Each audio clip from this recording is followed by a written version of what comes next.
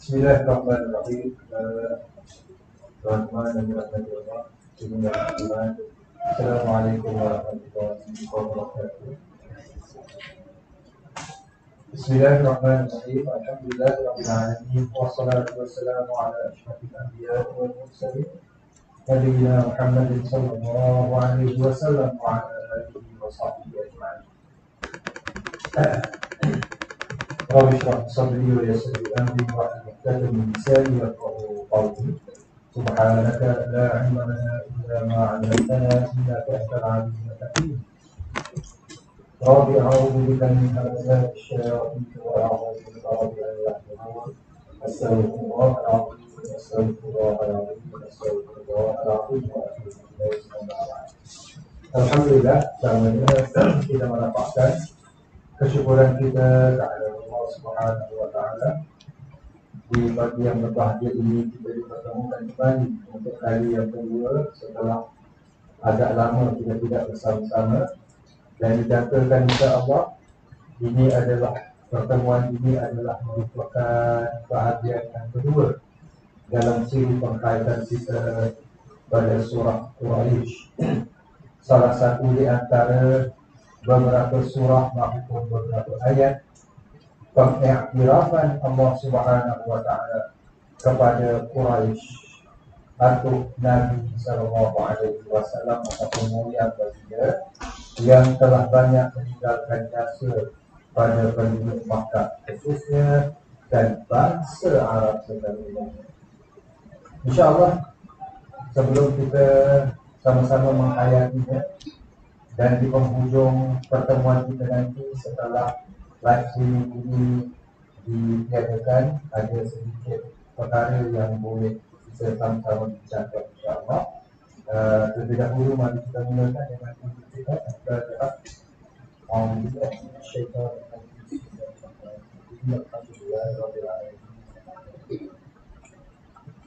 Iya, kenapa?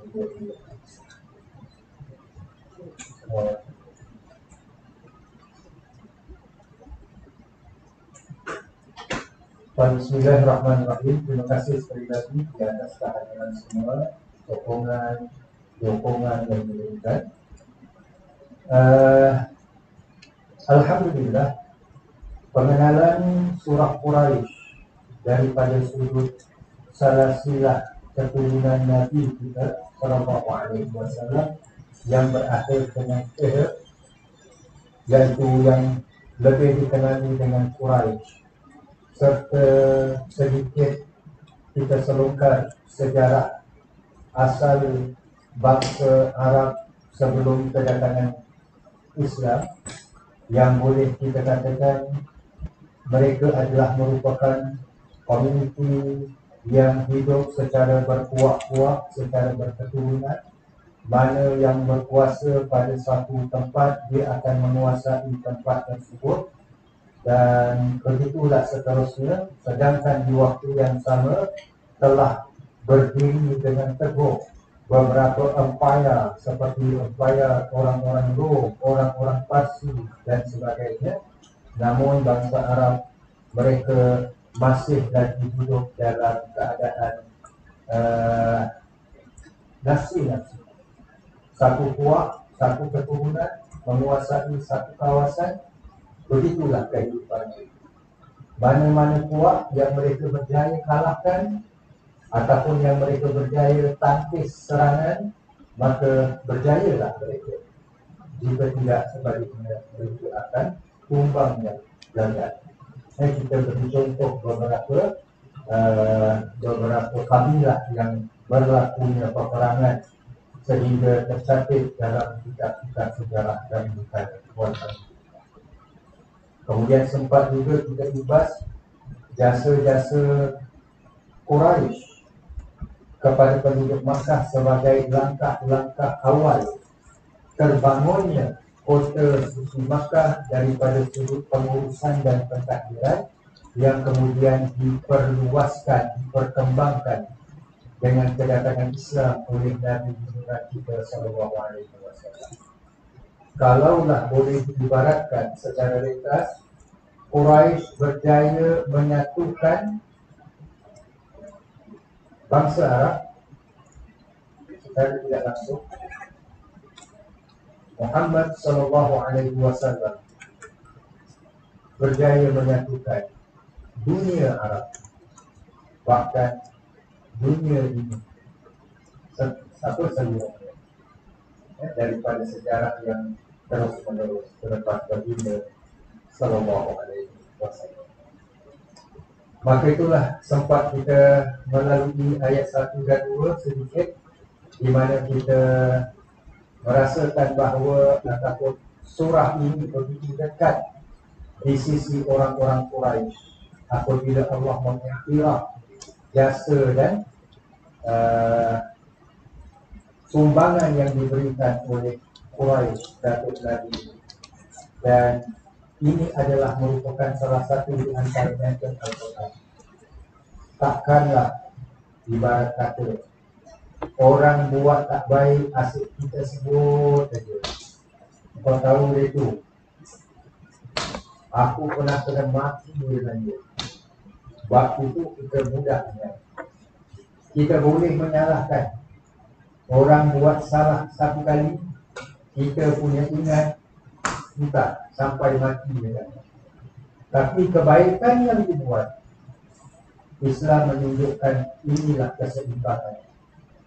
Bila kebaikan dibuat, iktiraf, sanjungi, hargai, kenanglah jasa. Di mana orang itu ketika dia buat tak baik, sebelumnya dia pernah buat baik. Untuk mengimbanginya, kenanglah perkara. Ya, dalam khusus-khusus yang biasanya rumah tangga yang diberikan kepada pasangan-pasangan yang baru dan yang nak mendirikan semula rumah tangga, selalu diingatkan. Itu mendirikan semula, bukan mendirikan semula, mendirikan kedua, ketiga, itu lain. InsyaAllah datang hari ini sepandang hari. Jadi selalu dikatakan, bila mana pasangan kita, baik suami ataupun isteri, buat kesilapan, memang kita marah, tapi kita imbangi. Ketika ia buat kesilapan itu, kita kenangkan kebaikan, kita kenangkan untuk kita meredakan. Tapi kalau kita melayankan perasaan marah kita terhadap kekurangan, kesilapan, kesalahan yang dibuat, maka dengan sendirinya akan bertambah kecacatan. Ini biasalah kata orang tu daripada segi psikologi dan sebagainya. So jadi pengiktirafan.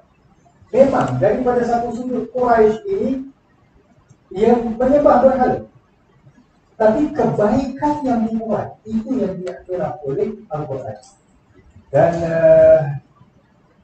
Dan Nabi SAW mencontohinya. Ini pernah kita bawa sampai kepada kisah Fatimah At-Taib yang kita sentuhkan dalam pertemuan yang berkuat dan sebagainya. Di mana anaknya Ali bin Hatim At-Taib dihormati oleh Rasulullah SAW kerana jasa orang tua, jasa ayahnya, iaitu Hatim At-Taib, yang digunakan sebagai perumpamaan orang-orang Arab yang bersifat pembohong. InsyaAllah, izinkan saya kita menyambung ayat yang ketiga. Firman Allah Subhanahu wa ta'ala, A'udzu billahi minasyaitonir rajim. Falyabudu rabb hadzal bait. Maka hendaklah mereka, falyabudu. Mereka di sini siapa? Nak Quraisy Datuk Nabi yang dah tak ada dah. Ahli bahasa, penduduk bahasa, keturunan Quraisy itu sendiri. Maka hendaklah mereka keturunan Quraisy ini beribadah ataupun mereka ini menyembah Falyabudu Rabba Tuhan hadzal bait yang menguasai rumah ataupun Kaabah ini. Kita menyelami sedikit kata Rabb. Rabb kita sedia maklum adalah yang menguasai, yang mempunyai, yang memiliki, yang mentadbir, yang menjaga dengan baik dan sebagainya. Ustaz Zubair tahu yang kamera ini adalah milik masjid Kampung Siglap. So, beliau bila menjalankan tugas, beliau jaga dengan baik. Dan selesai gunakan, masukkan dalam kotak. Kita nampak abuk beliau, tiup dulu. Kalau sekiranya abuk tak jalan, baru beliau simpan. Ini sifat Rabb terhadap sesuatu benda. Sayangkan benda tersebut. Jaga dengan baik benda tersebut. Jadi, memang Quraisy, kamu, Datuk Nabi ya, yang mengarahkan anak-anak kamu, yaitu pasang kelambu Kaabah, bersihkan Kaabah. Dia laksanakan dunia apa? Kata orang tu makan, berdebu, berabuk dan sebagainya. Beli roti pun sebelum nak makan, berkopuk-kopuk dan sebagainya kan. Sulaiman dulu lah, investasi. So, betul kamu jaga. Kamu kalau nampak ada batu yang retak, ditukar, diganti, diperbetulkan dan sebagainya. Ubah suai keadaan-keadaannya, baik pulih segala kekurangan-kekurangannya. Tapi contoh yang terdekat dalam surah Al-Qur'an, Abraha dengan tentera bergajah nak hancurkan Kaabah. Apa kata-kata yang diberikan oleh keturunan Quraisy itu sendiri, Datuk Nabi Abdul Muttalib? Inna li hadzal bait Rabb. Aku datang ni, aku nak serang unta-unta yang dikemas oleh tentera-tentera kamu. Kan aku Rabb, aku yang punya unta-unta itu. Sedangkan kau nak hancurkan Kaabah. Kaabah ini ada Tuhannya yang menjaganya. So, Allah menyatakan, walaupun kamu menggilat pintu Kaabah sampai berkilat dan berkilau, umpamanya, Hajar Aswad, kamu bukan main punya polish dan sebagainya. Tapi sebenarnya yang menjaga itu adalah Rabb. Not kamu, bukan kamu. Dengan rasa sayang yang Allah campakkan ke dalam diri kamu, itu yang menyebabkan kamu ini mengambil berat untuk menjaga. Jika ada anak, jika ada cucu dan sebagainya, kan? Memang kita sayang cucu kita. Tapi sebenarnya yang menjaga cucu kita bukan kita. Walaupun bila dia dah bergantung sikit, dia buat busuk, datang siatur, dia bilang, pergi. Apa? Tekap-tekap dengan tuang. Saya tak tahu. Pertama kali dia buang dengan nasi panas, bukan air panas, nasi panas, tekap. Yang awak ni pakai bubur panas apa pasal? Salah. Datuk ini kalau bergaduh pasal Tapi yang jaga cucu ni bukan atuk nenek. Ini hakikatnya. Jadi apabila Allah ingin mengambil siapa yang kita sayang, kita bukan punya. Kita bukan yang punya orang itu. Walaupun kita adalah orang yang paling dekat di hati dia, orang yang paling dalam ingatan dia. Tapi kalau sebab itu kita diajarkan oleh Allah, inna lillah, kita ini adalah semuanya Rabb hadzal bait. Ada wujudnya perkataan hadza, ini bidang satu-satunya dalam bidang bahasa Arab. Kalau disebut ini, mesti ada isyarat. Ini pun dalam bidang Syekh kita sana, insya-Allah. Cuma belum kata tu. Bila disebut hadza, mesti ada sesuatu yang diisyaratkan, yang hidup. Yang hidup.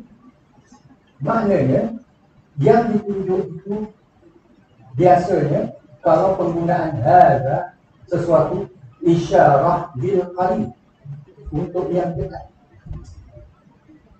Jadi bila Allah Subhanahu wa taala tekankan menggunakan perkataan Rabb hadzal bait, kenapa Allah tak firmankan falyaqudu rabb hadhihi ka'bah umpamanya, ataupun rabbal ka'bah umpamanya lah, tapi Allah menggunakan Rabb hadzal bait, iaitu itu yang kita katakan orang-orang musyrikin Quraisy khususnya bila mana mendengar ayat ini, mereka rasa begitu terpanggil sekali, begitu dekat sekali mereka ini dengan Ka'bah, sebagaimana yang mereka amalkan sejak daripada zaman Nabi Allah Ibrahim tadi. Sampai masuk ke Makkah, sebelum balik ke rumah, apa mereka buat? Mereka tawaf dulu. Bila mereka nak tinggalkan sebelum keluar dari Makkah, apa yang mereka buat? Tawaf juga. Tawaf wada. Ini dah memang ada. Bukan hanya setakat dalam ibadah umrah, bukan hanya setakat dalam ibadah haji. Orang-orang Makkah sampai hari ini, kalau nak keluar, yang adalah orang-orang yang baiklah kan, nak pergi Jeddah sekalipun, nak masuk kawasan Tanah Halal, mereka akan tawaf wada sebagai penghormatan kepada, tapi penghormatan kepada Kaabah, bukan kepada Kaabah ya, bukan kepada patung-patung berhala yang terdapat dalam Kaabah, tapi Allah berbetulkan dengan falyabudu rabb hadzal, memperbetulkan salah faham mereka.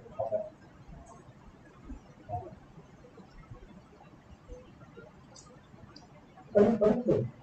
Bukan Allah yang kamu, kalau nampak abu, kamu gelap, kamu kalau dia terjatuh kamu tuang. Kalau hidungnya ke cabut sikit, tampal balik. Kamu kalau zaman COVID pakaikan masker.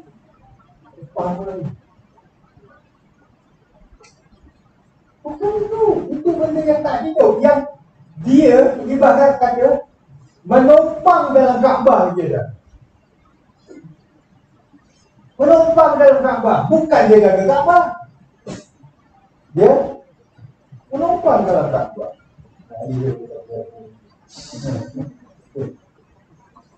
So, meluruskan salah faham another issue.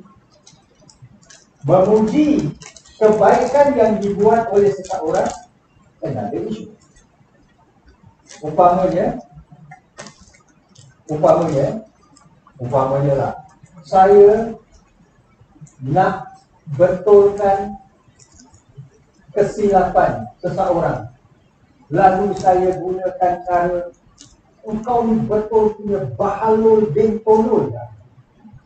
Apa? Bengah masih boleh tahan? Tidak. Ini Ustaz ni ya. Jadi bahasa Hansip lah. Maknanya saya okey. Maknanya cara saya ataupun maksud saya, tujuan saya baik. Wajar dipuji tak? Baik. Tujuan saya. Atau puji lah, sikit kan? Puji lah. Tapi cara saya tak kena.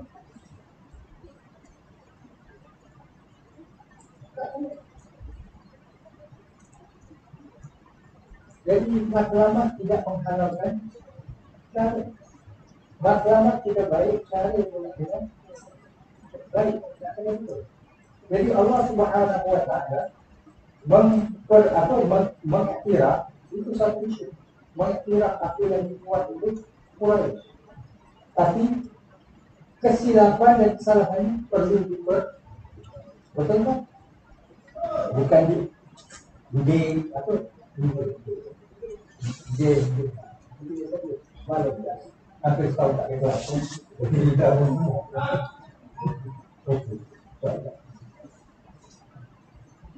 Hubung kait antara ibadat dengan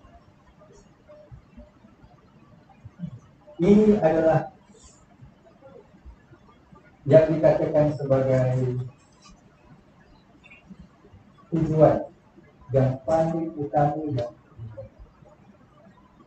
maknanya fal ya'budu rabb hadzal bait ayat 3 ayat pertama tentang rehlatan kita wasai kebiasaan mereka yang berpindah ayat 1 dan 2 berrehlah bermusafir tanpa sebarang ancaman, tanpa sebarang gangguan, tanpa sebarang sebab itu insya-Allah akan kita lihat nanti ya di mana orang-orang Quraisy rasa terpukul. Selama ini tak pernah berlaku bagi bangsa Quraisy apabila ada kafilah dagangannya ditahan. Siapa yang menahan? Orang-orang Syam. Itu yang terjadi perang Badar. Itu nanti lah. Jadi mereka merasa terpukul. Selama ini kalau orang tahan kafilah dagangan mereka, tengok siapa alamak, Abu Jahal ni ya, keturunan Quraisy dilepaskan sebab dia tak nak kena dolat kan? Macam Abraham dan sebagainya. Jadi ini semua nikmat yang Allah Subhanahu Wa Taala berikan. Lalu takkanlah nikmat itu diketahui begitu saja tanpa adanya dikaitkan dengan ibadah. Sebab itu agar nikmat mendapat keberkahan. Dan ini nikmat kita makan saja. Bila dah selesai makan, itu dia Alhamdulillah. Alhamdulillah time je. Time tambah nasi dulu. Selagi belum nak Alhamdulillah. Tak juga. So kalau kita perhatikan, inilah hubung kait antara ibadat ini dengan yang kita perhatikan, kita terungkap sedikit doa Nabi Allah Ibrahim alaihissalam buat bagi rumah. Nabi Ibrahim lah dengan keluarganya lah yang datang sini ataupun yang boleh dikatakan menjadi penyebab orang-orang mendatangi Makkah, di mana Nabi Allah Ibrahim pernah berdoa, wa qala Ibrahim rabbi ja'al hadha baladan amina. Dan ingatlah ketika Nabi Ibrahim berdoa dengan berkata, wahai Tuhanku, jadikanlah hadza baladan, negeri ini iaitu negeri Makkah, aminah, aman, terkhusus.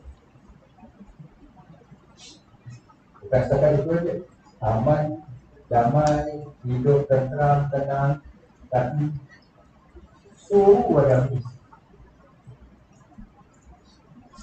tak ada makanan. Maka apa hasil bumi? Tak ada.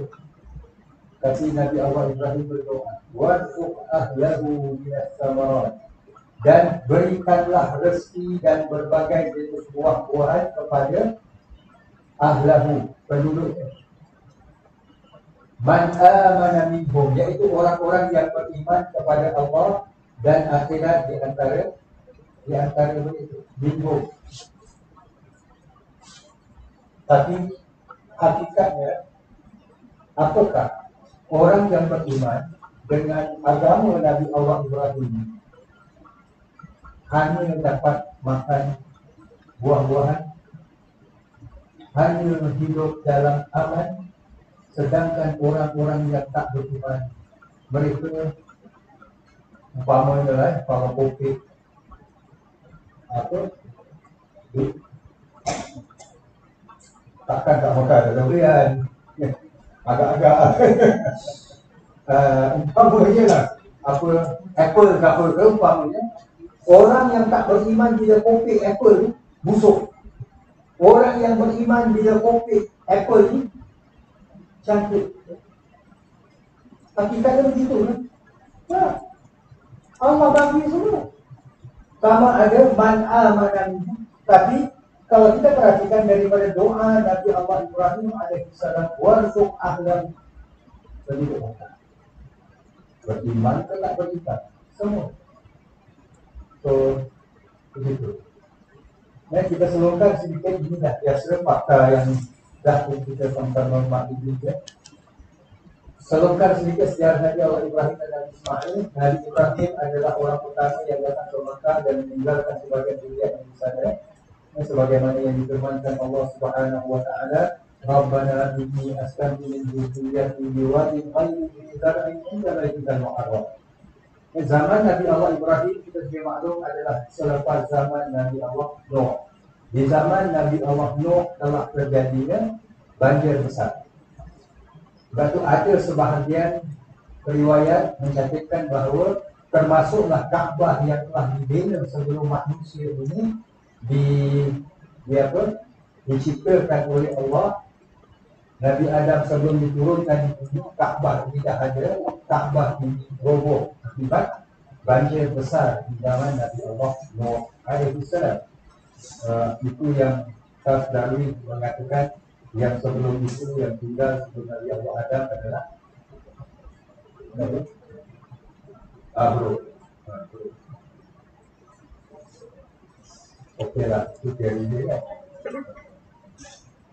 Rabbana, ya Tuhan kami, ini askantu min dzurriyyati, sesungguhnya aku menempatkan sebahagian dari zuriat keturunanku di wadin ghairi dzi zar'in 'inda baitikal muharram, di sebuah lembah, iaitu kota suci Makkah yang tidak ada tanaman padanya, di sisi rumahmu yang diharamkan mencerobohi. Rabbana liyuqimus shalah. Ini tujuan. Wahai Tuhan kami, mereka ditempatkan di situ supaya mereka mendirikan sembahyang, mendirikan solat dan memakmurkannya dengan ibadah. Ini tujuannya. Berarti nak solat, nak kena ada Kaabah. Walaupun ketika itu, ketika syariat awal diturunkan, Kaabah bukanlah kiblat. Nabi sendiri, kita simak Nabi sendiri bila mana solat di Makkah, Nabi menghadap di mana? Menghadap mana? Kiblat di mana? Masjidil Aqsa. Tapi Nabi ambil angle yang mana Aqsa kat sana, depan yang paling dekat Kaabah. Itu sengaja dibuat oleh Nabi. Kerana Nabi ingin sangat Kaabah itu menjadi kiblat orang-orang Islam. Itu masih di Makkah. Tapi di Madinah tak boleh, sebab Makkah di sini di selatan, Madinah di utara, Aqsa lagi atas. Kalau menghadap Aqsa, maknanya Makkah tu, Kaabah tu di belakang itu yang jadi masjid di belakang. Faja'al afidatan minan nasi tahwi ilaihim. Ini masih lagi doa Nabi Allah Ibrahim. Oleh itu jadikanlah hati sebahagian dari manusia tahwi ilaihim, tertarik gemar kepada mereka, dan supaya datang beramai-ramai.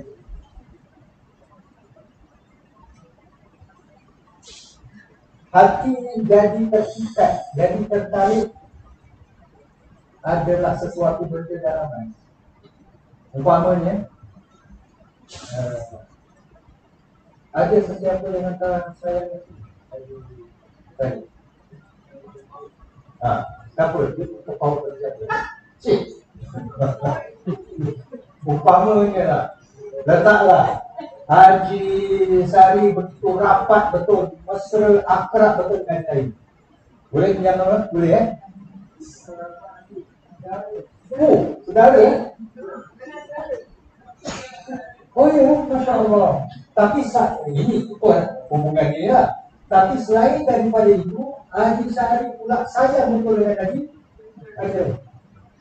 Kalau setiap kali makan kalipak ingat Haji. Umpamanya lah. Contoh saja. Contoh. Ini benda rasa, perasaan, kasih, sayang ini benda dalam hati.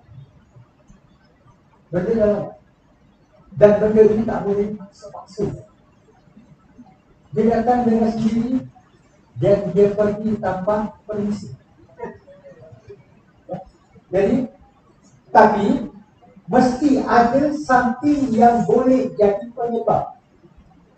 Kenapa menjadi penyebab Haji Sari kalau setiap kali makan kalipak teringat Haji Rahim? Sayang betul dengan Haji Rahim sebab ada peristiwa di mana kebetulan Haji Rahim pernah belanja pakcik.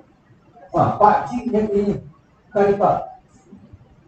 Yang Haji Sari bila makan kalipak itu bukan main juga, sedap. Tergigit daging kat dalamnya. Contoh sajalah. Contoh saja. Jadi ada sesuatu yang menjadikan penyebab untuk rasa sayang, rasa benci dan sebagainya. Jadi penyebabnya apa? Penyebabnya apa? Kaabah ni lah. Kaabah mana ada lain. Yang menjadi penyebab orang tertarik datang ke Mekah dengan adanya Kaabah.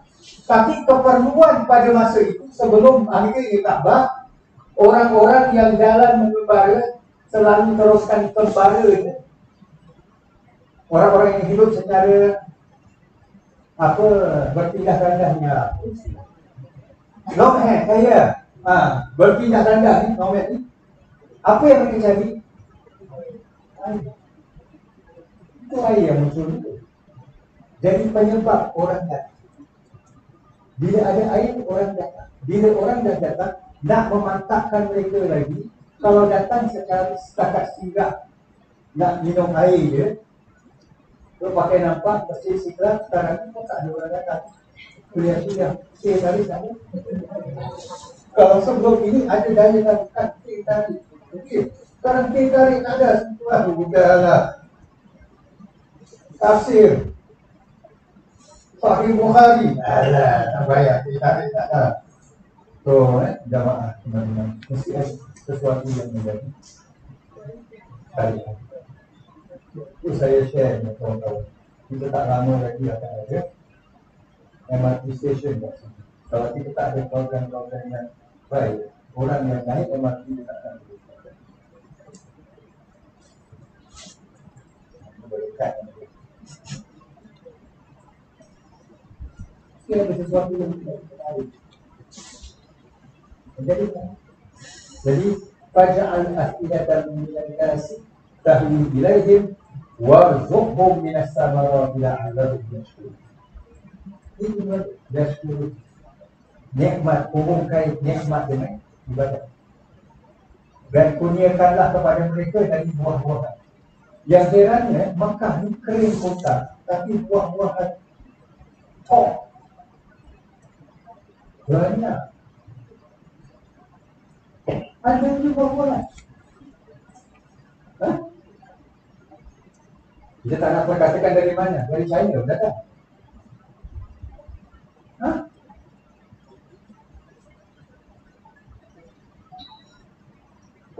Berpantan kapal saya datang dari Filipina. Susah.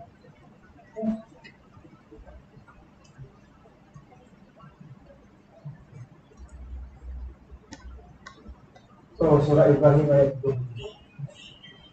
Seterusnya Nabi Ibrahim dan Nabi Ismail alaihissalam adalah orang yang membangunkan semula rumah ini, Kaabah.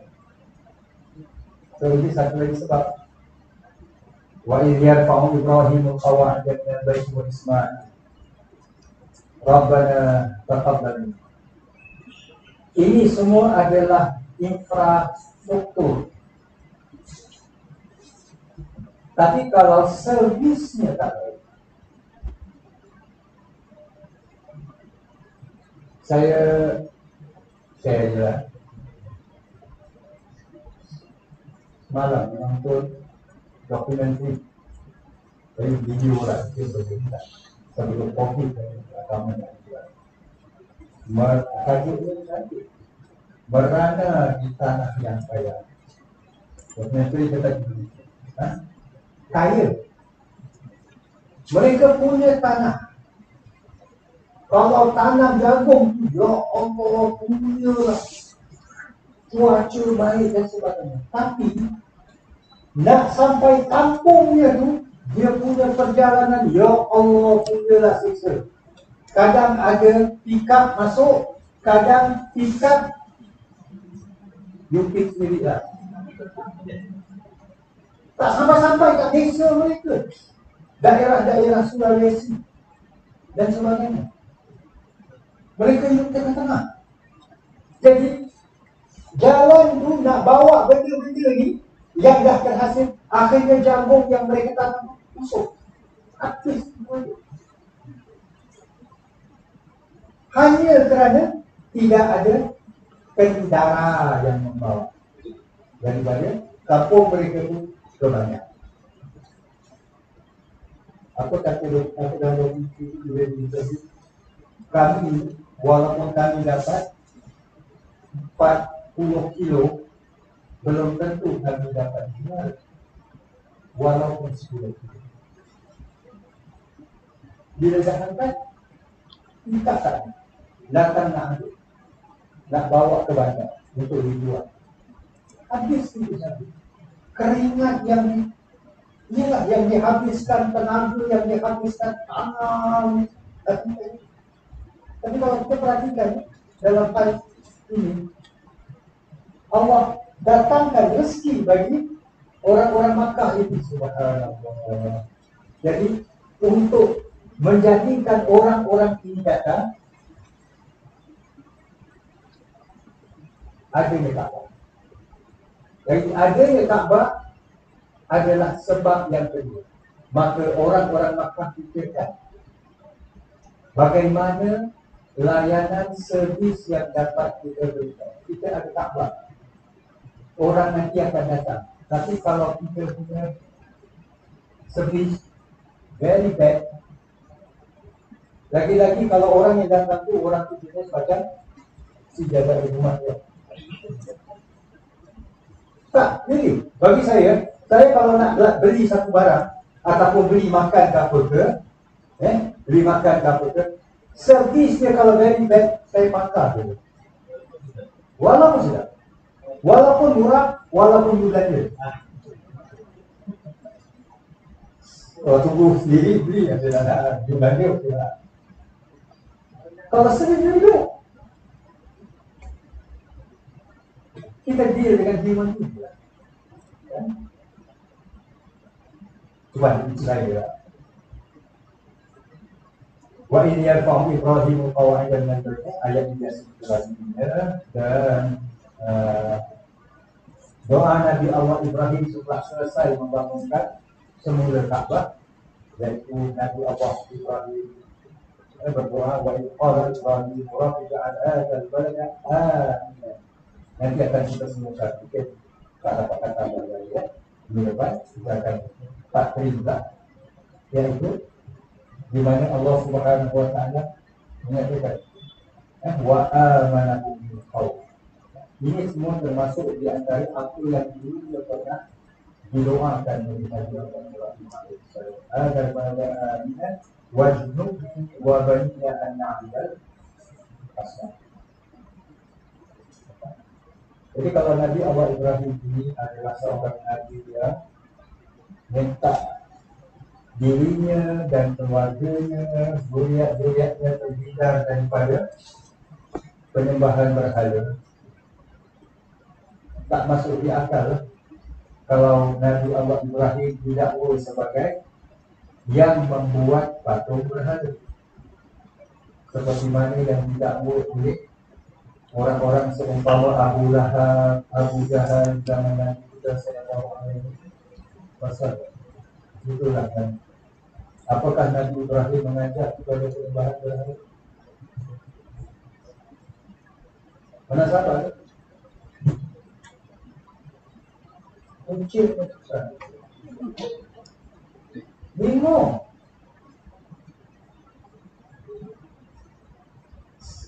So akhirnya kita dapati ini kita usah melihat faktor baginda seorang Nabi. Ini Nabi baik pun. Tapi Nabi meninggalkan kepada kita apa dia? Tauladan, mewariskan kepada kita pengajaran untuk kita pelajari, untuk kita contohi, untuk kita amalkan. Maksudnya apa? Nabi Ibrahim pandang ke depan untuk penduduk negeri ini, iaitu termasuk kalau ayat tadi ya, wajnubni wa baniya, jauhkanlah daku dan anak-anakku, maksudnya keturunan di bawah, an-na'budal asnam, dari perbuatan menyembah berhala. Maknanya sebagai seorang orang tua, jangan terlepas mendoakan kebaikan untuk keturunan. Ini antara Allah ada minta bayaran, kita berdoa, mohon daripada kau minta ampun daripadaku $10. Kau minta ampun untuk anak-anakmu $50. Cucu kau sayangkan $100. Haji Rahim kau sayangkan $1,000. Kamu ini ada Allah tetapkan macam tu. Tak ada. So, doa tak? Kalau kita perhatikan daripada ini, Nabi Allah Ibrahim tinggalkan anak-anaknya. Apa Nabi Ibrahim tidak yakin kepada Allah? Allah perintahkan kau bawa anak dan isterimu ke Mekah. Mekah yang tak ada apa-apa, yang tak ada siapa-siapa, kau tinggalkan. Kau balik, ibarat bahasa kasar, kau balik. Nabi Ibrahim tak yakin, tapi Nabi Ibrahim tetap berdoa. Tadi ya. Kemudiannya Nabi Ibrahim diperintahkan mendirikan semula Kaabah bersama dengan Nabi Allah Ismail. Selesai daripada mendirikan semula Kaabah, Nabi Allah Ibrahim berdoa. Doanya yang similar, doa yang sama tentang beri mereka keamanan, murahkan mereka rezeki, dan jauhkan mereka dari kesyirikan. Itulah yang mana sabar ke kalau Nabi Ibrahim mengajak kepada penyembahan berhala. So inilah nampaknya yang dapat sama-sama kita hayatinya, di mana penegasan Allah seperti mana yang difirmankan dalam surah Al-Hajj, ayat-ayat sebelumnya, antaranya surah Al-Hajj ayat 26. Datang ke Mekah, tawaf keliling Kaabah, beribadah kepada Allah, bukan syirikkan Allah. Kenapa bagi Mekah? Wajib. Orang ngasih panggil aku haji, aku sudah haji. Haji ni ada dia. Maksudnya, namun aku selalu dihaji dia. Jadi badan yang mak, aku seorang yang tapi aku punya tidak. Jadi kemudian itu pasal bila aku segan, orang panggil aku haji. Kan? Jadi selalu orang panggil aku haji. Aku jawab dengan haji. InsyaAllah. Kemudian itu kerana segan dipanggil haji.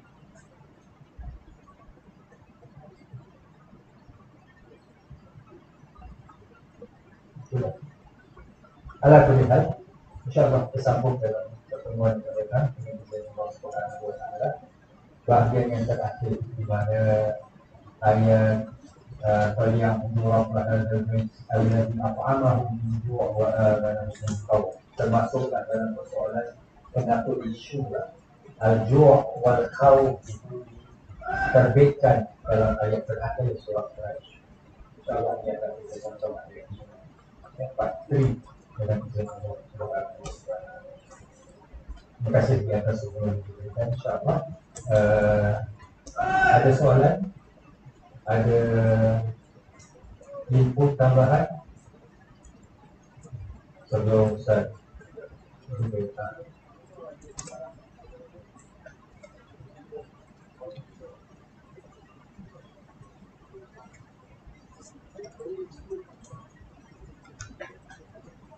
Okey, Kaabah ni daripada segi saiz, kalau baca sejarah Kaabah ni daripada segi saiz, daripada segi apa dipanggil, dia punya keluasan dia, ketinggian dia berubah.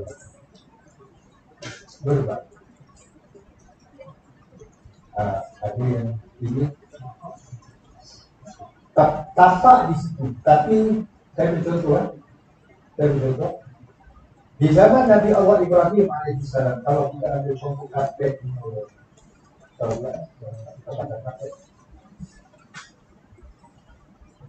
di zaman Nabi Allah Ibrahim alaihissalam, kita pernah share ini kan dalam online.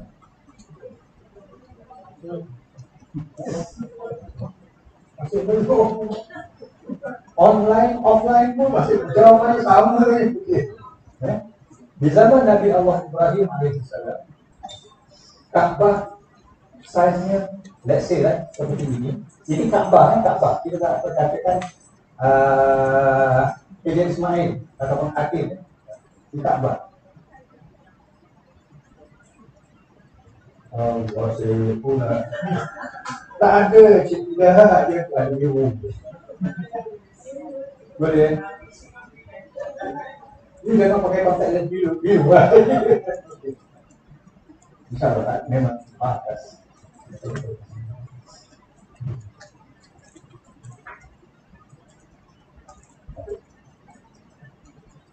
Tadi ini.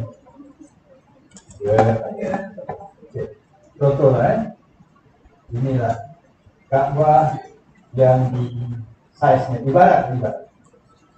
Bila orang Quraisy bangunkan semula, orang Quraisy saja bangunkan semula, dia bila diperlukan. Kita baca sejarah ketika umur Nabi 25 tahun, kan? Sebelum Nabi berkahwin dengan Khadijah. So Nabi pernah mengadili Kaabah untuk apa? Hajar Aswad untuk diletakkan semula dan sebagainya. Jadi itu adalah upgrading yang berlaku daripada masa ke semasa. Orang-orang Quraisy bila mana membinanya semula, dia membinanya duit yang diorang kumpulkan, duit halal. Tak duit tu ada cop halal. Ada cop halal. Jadi duit halal maknanya mereka tahu ini duit tipu ni, mereka takkan kumpulkan. Misalnya duit mula, duit pokok, duit atas tak ada. Ini maknanya tu memang dia bersih lah istilahnya tu. Jadi bila dikumpulkan dengan kita sedia maklum Quraisy dah katakan kalau kau nak buat kerja mesti ada timeline. Kita targetkan 3 bulan kita nak bangunkan semula Kaabah, duit yang terkumpul kita mesti Kita tak boleh drag. Ini cara pemikiran Quraisy, macam Einstein juga dan sebagainya. Jadi dari belakang paling dua mereka beda. Contoh je lah,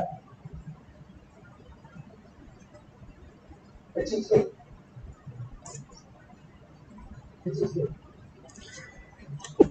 Kalau Kaabah kita lihat dindingnya, kemudian lantainya, ini ada batu yang dipanggil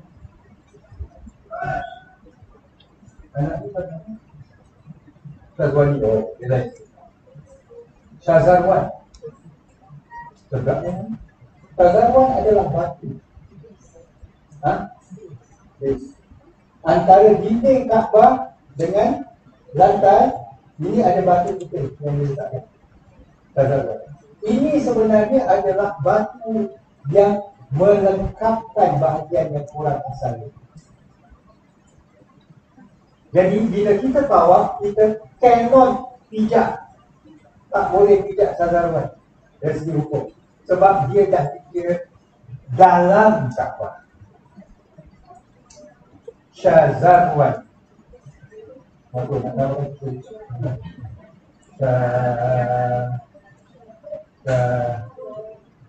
Syazarwan. Maaf lah tulisan saya. Syazarwan. Allahu a'lam kenapa namanya demikian, sebab kalau nama macam Syazarwan tidak ada pastinya. So itu sebagai contoh daripada soalan yang tadi, iaitu dia punya size itu kan di smaller. Kerajaan Arab Saudi sekarang dekat Arab itu, orang boleh tak bikin balik asal, tapi dia tak nak, dia nak kekalkan legasi yang telah dibuat oleh Saudi.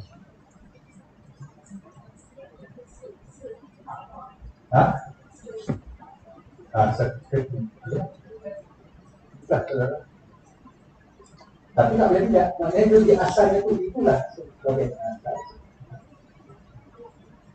Sebab tu ada setengah ulama menyatakan dia kalau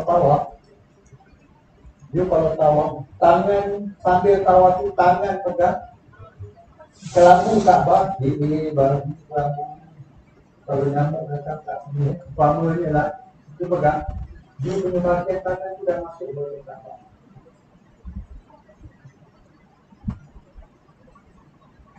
Saya kata sebabnya tak sah. Sebab tawaf, syarat sah tawaf adalah tawaf di mana? Di luar Kaabah, dalam masjid. Itu kalau pegang, let's say ini kelambung Kaabah, ini ukuran asal, ukuran asal Kaabah, ini Kaabah yang ada sekarang ini you pegang ni, maknanya ni dah. Oh, okey. Kita kena stop kat sini sebab nanti jadi kursus umrah kita lagi.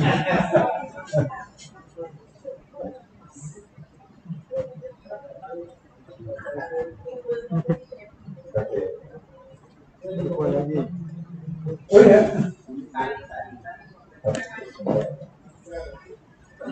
Okeylah, Tuan Jadi tu soalan tadi tu dah terjawab.